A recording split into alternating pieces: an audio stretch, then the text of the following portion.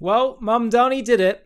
He did it, and this may well be a bit of a turning point for New York. But before we get into all of that, before we unpack all of this, I want to share some lighter stuff with you because there are a few moments that did make me chuckle when I heard the news. First of all, someone managed to hijack Mamdani's victory party projector screen with a message saying Trump is your president. Have a watch.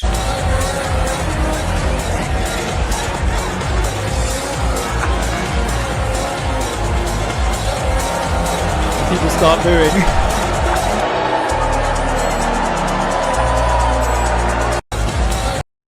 So you can hear them booing there. I saw other few little memes and comments I wanted to share with you. Nefesh B'Nefesh, Israel's one of its biggest Aliyah organizations that allow people to move from the diaspora to Israel, says Employee of the Month, proudly presented to Zhoran Mamdani. And I saw Francis Foster, host of Trigonometry, saying New York is the city that never sleeps, mostly because Mamdani just brought in a 5 a.m. call to prayer. And listen, the first thing we have to do is smile.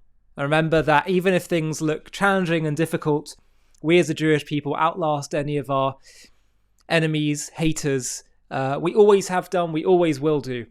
And we're going to continue to spread light and positivity while at the same time explaining the misguided philosophies of those who are hostile to us or those listening to those that are hostile to us.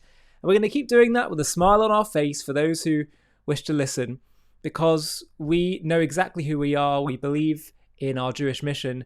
We believe in our place in the world and the justness of Israel's cause. And we're not going to, if anything, this should make us all double down in our efforts to spread the truth and spread light to the world. So that's just something I want to say from the start. At the same time, for those who want to understand what the dangers are, we will explain. And I want to share with you what Melanie Phillips said, who is, for those of you who don't know, British journalist, commentator, and she spoke about, she's a brilliant writer, and she spoke about what it means to have Zhoran Mamdani becoming mayor. She wrote this just on the eve of the election. And her words are so important. Let me read them to you. This is on her Substack. She said, with the Islamist, and he is an Islamist, Zhoran Mamdani poised to be elected mayor of New York City, and now he has won, many have been scratching their heads over how any Jew could be voting for him. Mamdani is an Islamic terrorism sympathizer. He supports a boycott of Israel, doesn't believe that the Jewish state should exist. He sees nothing wrong in chants of globalize the Intifada. He also subscribes to the Twelver Shia Muslim sect, the creed of Iran's genocidal supreme leader Ayatollah Ali Khamenei, that proclaims an apocalypse will bring the Shia Messiah to earth.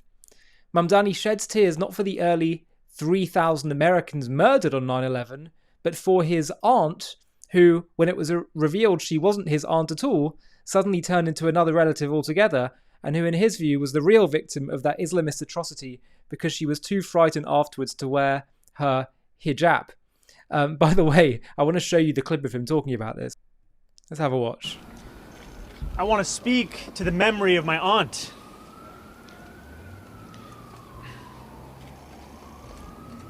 Who stopped taking the subway after September 11th because she did not feel safe in her hijab.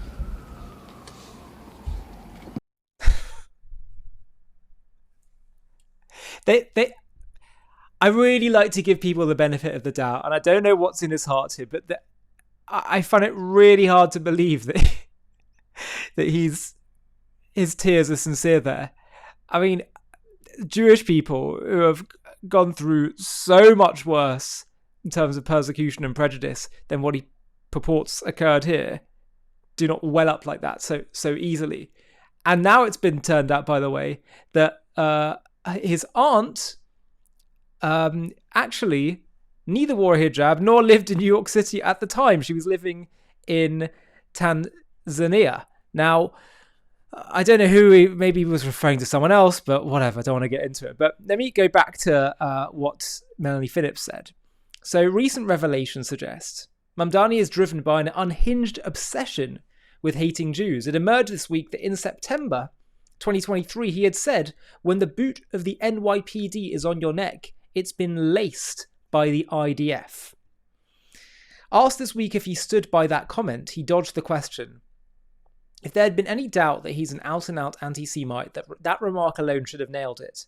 The belief that the Jews are behind problems that have nothing at all to do with them is a core trope of classical anti-Semitism. And there are signs that more people are beginning to wake up to Mamdani's extremism. But 4 self-described rabbis, 3 female and 1 trans, were filmed in a promotional ad for Mamdani on a street in Manhattan, cooing that he wanted to make the city affordable and safe. Quote, "We know fellow Jews want to be able to afford housing, transportation and childcare," simpered one. There was no acknowledgement that fellow Jews might be appalled by his anti-Israel and anti-Jewish obsession, and might even be put at risk by his victory. The actor and limousine liberal Mandy Patinkin and his wife, actress, writer and producer Catherine Grody, produced an election video in which Patinkin gushes with his arm around Mamdani's shoulder, quote, "We're going to win this because we have this extraordinary human being who is going to lead our city, and if we're really thinking, our nation and the world." It's just comical. It's just comical. I wonder how he, as a Jew, would fare in Mamdani's world global government. Mamdani laughed along with this jovial hyperbole. Of course, as an Islamist, he is indeed committed to conquering the world. For Islam. This is a man whose mother, in a newly surfaced interview, said he thinks of himself as a Ugandan and as an Indian and is not an American at all. This is a man who dressed in Islamic garb at a street demonstration filmed 3 months before the Hamas-led terrorist attacks in southern Israel on October 7th, 2023, and was screaming like a rabble-rouser that US-based charities helping people in Israel should be stripped of their tax-exempt status. More than 1,100 rabbis from around America signed an open letter voicing concern that if elected, Mamdani would threaten the safety and dignity of Jews in every city. But a coalition of left-wing anti-Israel Jewish New Yorkers released its own letter, accusing Israel of genocide and apartheid, rejecting attempts to silence the progressive and anti-Zionist voices among us. Let's just be clear, anti-Zionist, for those who haven't yet caught on, is anti-Jew. Because Zionist just means the Jew can live and live in their home. If I say I'm not against you, I just don't think you can live in your home, you're against us.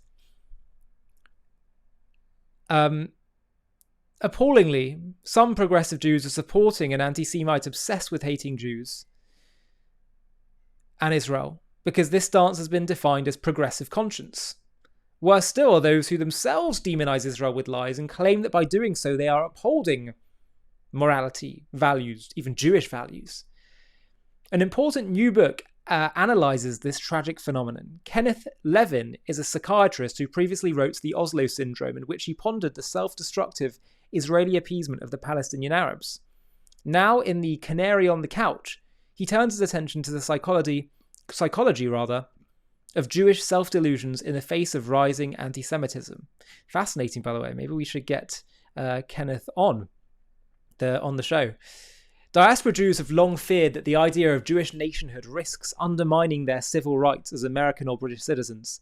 In the United States, many Jews subscribe to left-wing ideologies that are venomously turned against Israel. As a result, these Jews have also turned against the Jewish state. Stung by the charge that Jews are only concerned with parochial Jewish interests, they've been anxious to demonstrate their commitment to causes outside the Jewish community, even when these run counter to Jewish interests like the anti-Jew, anti-white, and anti-West Black Lives Matter movement. The fear that the wider community might turn against Jews has meant that even now, that it has indeed done so at an unprecedented level. These cow Jews don't blame the haters, but instead blame Israel for allegedly turning the community against them.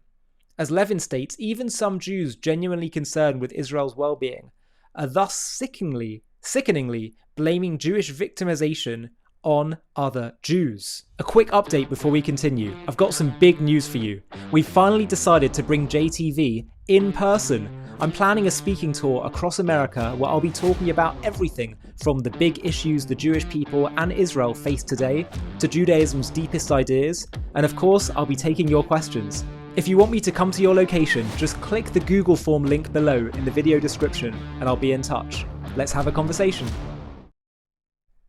For similar reasons, there's a fixed belief among Jewish leaders that the principal threat to diaspora Jews comes from the extreme right, despite the fact that most of this threat emanates from progressive radicals of race, gender, and climate politics, although that is actually starting to change now. This helps explain why there's been no concerted opposition to Mamdani from America's Jewish community leadership. Many of these leaders believe not that people like Mamdani have incited the current explosion of anti-Semitism, but that Israel has tarred their own standing in society, particularly among the intelligentsia, media, and other cultural icons with whom they identify. Levin calls out a range of US communal bodies and leaders, including the ADL, the New Israel Fund, J Street, and Rabbi Rick Jacobs, the leader of Reform Judaism, for effectively siding with the mortal enemies of Israel and the Jewish people, or failing to do enough to counter them. Rather than call out the demagogic black community leader Al Sharpton, who has spewed anti-Jewish invective and has been involved in anti-Jewish violence that goes back to the Crown Heights riots in '91 in Brooklyn, Levin notes that Jonathan Greenblatt, CEO and national director of the ADL, effectively embraced him as an ally against the right. Along with the campus-based Hillel organization, says Levin, the ADL has also failed to take adequate action to counter the threats to Jewish students on campus, and no other legacy Jewish organization has stepped up to fill this void. And none of them has called out the rampant anti-Semitism that is standard fare throughout the Muslim world. Instead, these organizations parrot the leftist denunciation of anyone critical of Muslims as a bigot. There's another reason that the Jewish community leaders don't call out these enemies within. The Jewish world tells itself the greatest threat it faces is disunity, which has brought disaster upon the Jewish people in the past because it has fatally weakened its defense against its enemies. While it is undeniable that disunity is disastrous, an even greater catastrophe is surely threatened by Jews turning against their own, which, by the way, is a form of disunity. This provides both lethal weaponry and a protective shield for the mortal enemies of the Jewish people. These anti-Jewish Jews have, in effect, joined forces with those who are intent upon the extermination of the Jewish state. They sanitize and incentivize these enemies while gaslighting Jews who support Israel and whom they demonize as nationalist bigots. They damage that's been done by Jews who have, the damage that's been done by Jews who have a pathological impulse to damage their own people and who hurl against Israel and Zionism the same malevolent lies deployed by those who want Israel and the Jews removed from the world is unconscionable. The will for refusal by some to address this amounts to a betrayal of the Jewish community that is under siege. And she wrote this just before Mamdani got elected. If Mamdani is elected, there'll be much more to answer for. And that is indeed right. And now America and New York has Mamdani as their mayor. What are some closing thoughts I'd have on this? Well, as I was saying from the start, we cannot let this dim us in any way. If anything, we should speak louder and bolder. One thing I am conscious of is that we cannot only be on the defensive. We cannot, as Jews, and certainly in our activism, only be talking about why the haters are wrong. It's just very defensive. And as much as it may be necessary, much as it's not our fault that we're getting all this hate, it can build an identity for us and for others that look at us as extremely defensive, negative. And, it's the same reason that people say that you had all this kind of assimilation and lack of Jewish continuity among non-religious Jewish communities, because their main identity with Judaism was with Israel and the Holocaust. When you talk about Israel, it's often about the wars, often about the attacks it comes under. It's often very defensive. And when you talk about the Holocaust, it's incredibly important, but it's a very negative thing to be talking about. It's necessary to talk about it, but it's incredibly painful and tragic. We have to couple giving moral clarity against our haters with also spreading our positive Jewish light, our vision, our morality, our values, and shining bright in who we are as Jews. When they come to attack us for our Jewishness, we stand even taller as Jews. So what's happening now is we're seeing both an attack on the Jewish body and the Jewish soul. We're seeing that there is an assault on the Jewish people's connection to our land, our right to be, also our right to live, and also making us perhaps hide in fear at showing our Jewishness, which is an attack also, in a sense, on our soul as well, our ability to declare our Jewishness and practice it publicly. So, what is the response to each of those? Well, it turns out that Torah teaches that when we are threatened physically, we have to do our hishtadlut, put in our effort, which means doing all we can to lobby, to make change politically, socially. As we saw in the story of Purim, the Jews were threatened with a leader, Haman, who wants to wipe us out. So Esther had to lobby the king. We have to do our hishtadlut. At the same time, we also had to do our spiritual work, our rededication to Torah, our rededication to all of that, because the Jewish people fasted. They did teshuvah, they repented, they unified, as Esther was about to approach the king, which was a very risky move. Now, when our soul is threatened, when our spirituality and our ability to practice is threatened, there's another response as well. And that is that we don't just, do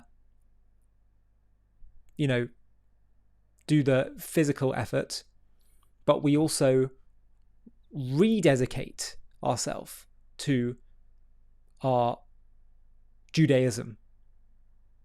Not just in private, but in public as well. We're defiant.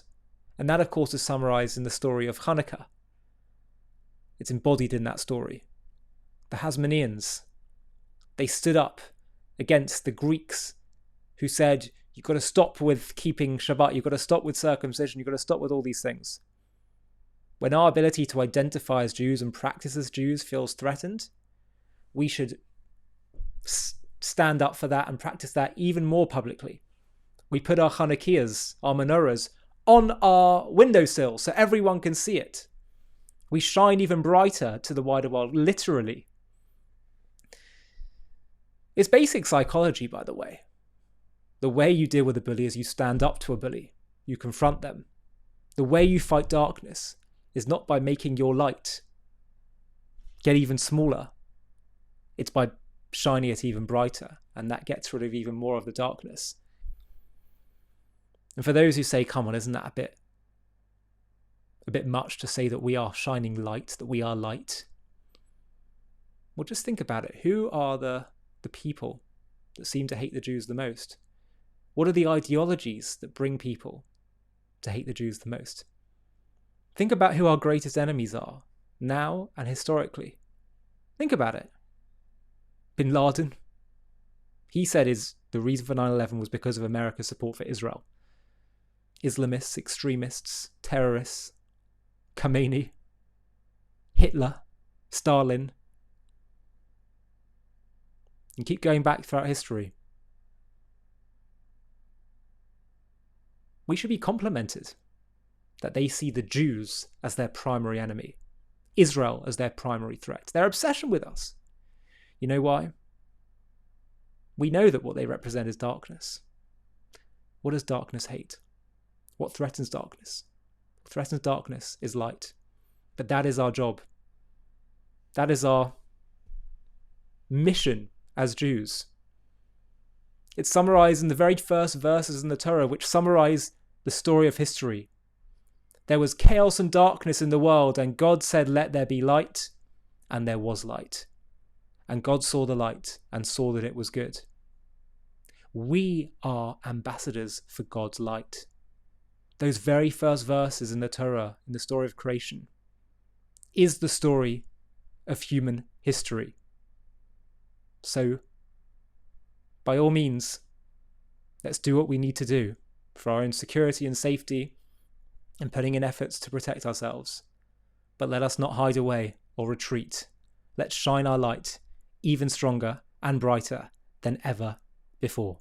A quick message. We all hear about the Palestinian displacement, or Nakba, of 1948, But you know, there was another, even greater displacement that we haven't been told about. Nearly 1 million Jews were expelled from Arab lands at the exact same time. Watch the trailer for our new and absolutely essential documentary called The Real Nakba. And if you want to watch the full film, just click the link below in the video description. We've all been told about the Nakba, the Palestinian catastrophe of 1948. Around 700,000 Arabs were displaced. But here's what you're rarely told. That displacement didn't come from some Jewish plan for genocide. It wasn't Israel's goal. It wasn't Israel's desire. It happened because Arab leaders launched a war of annihilation. They tried to wipe out the newborn Jewish state, vowing to drive the Jews into the sea. And in the chaos of that war, people fled. Many because their leaders told them to, promising they'd return after victory. But the term Nakba was originally used to describe the fact that the Arabs lost the war, not the displacement. Now the term describes the displacement of war used as a political weapon against Israel. But you know, there was another Nakba you haven't been told about. A catastrophe rooted not in the fog of war, but in the clear, deliberate desire for persecution and genocide. It happened at the very same time, and it led to even more displacement, yet most of the world has never heard of it. Over 850,000 Jews, more than the number of displaced Arabs, were driven from their homes across the Arab world. Communities that had thrived for millennia were uprooted overnight. Families stripped of citizenship, of property, of dignity, assaulted, expelled, forced to flee with nothing but their faith. Why? Because they were Jews. Because Israel dared to exist. Because the Arab League openly orchestrated it, drafting plans in 1947 to freeze Jewish bank accounts, seize property, and intern Jews as enemy nationals. This is the real Nakba, a catastrophe born of pure anti-Semitism. In this JTV documentary, we'll journey country by country, from Baghdad to Cairo, from Sana'a to Tripoli, uncovering buried truths and survivor voices. And no, this isn't a tale of victimhood, it's a saga of endurance, courage, and triumph. Because the Jewish people didn't just survive this Nakba, we rebuilt, we came home. In Israel, our phoenix soared from the ashes. So buckle up and let's dive in. To watch this JTV Plus documentary and access much more premium content, click on the link in the video description.